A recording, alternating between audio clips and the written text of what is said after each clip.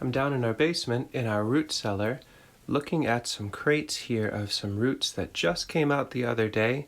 Sasha and I did what was basically an emergency harvest. It got very cold very quickly, and we knew we had to get these roots out of the ground and into the root cellar in a timely manner, and so we were able to get a couple quick video shots as we did it, and I thought I'd bring you along for that process. I'm so relieved that we got them when we did. It got down to 20 degrees the other night. Luckily there was enough snow on the ground that I think sheltered the roots a bit. I don't think any of them got too damaged, and now we have 12 more crates in our root cellar completely filled to the brim with these delicious roots, and I think packed in a way that they should last us for a big part of the winter.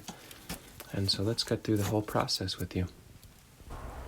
We got out pretty early in the morning so we could get them up before they were exposed to too much cold, and walked down the aisles. This is black Spanish round radish on the south side and turnip or daikon on the north side. The ground was still workable for sure. The snow helped insulate, and it takes quite a while for the ground to really freeze. And so we went down the line. We started with the black Spanish round radish. I dug them out, and Sasha snipped the tops off, and started putting the roots into crates. We can do the final detail and layout in the comfort of our garage a little bit later, but for now we had to get them out of there. Then we went down the other line and started getting the daikons out.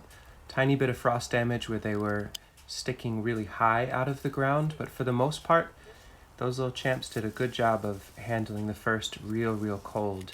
Had we left them, I think we would have lost most of them. And here Sasha's snipping up the stems a little, so once we dump these in the chicken yard, they're a little bit easier for them to access and more amenable to composting. Real cold day, lots of wind, but still very beautiful.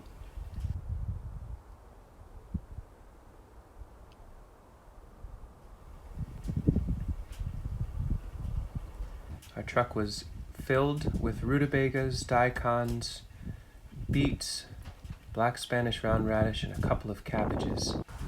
And our chickens got to have 100 pounds or so of all the tops, which is a really nice treat for them coming into the first cold snap. They were a little shocked too with how cold it was. Some ladies outside, and then a couple ladies who didn't even want to come out of the coop that day. Took them a minute to get used to the idea of fresh greens on such a cold morning. We made a bunch of different piles so that the ladies could have access in different areas, and that'll persist for another few days for them. All the crates are now in the garage, and we brought in some aged compost and some sawdust so we could pack these in, making a mix of sawdust and aged mellowed compost to hold the roots, and doing them layer by layer with the nicest, biggest at the very bottom and smaller on the top, and making sure that the lids can close so we can stack them. Here we're going through the beets, the biggest beautifuls at the bottom with the tops trimmed off, and here we pulled some cabbages and left the roots, so they should be able to last a while down in the root cellar. Some absolutely gorgeous daikons that hopefully will last us till February. And those crates are ready to go down in the basement.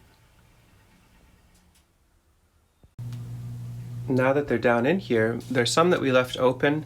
These have radishes we'd like to use sooner than later. These are all watermelon radishes, really beautiful color on the inside, and the nicest ones are buried much deeper.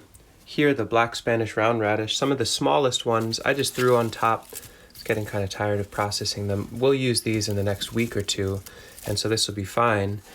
And the ones that are buried much deeper, we can come back to in a few weeks. And then really nice looking daikons, and some of the beets we buried enough that they should be good for quite a while. Maybe a month, 2 months, maybe even 3.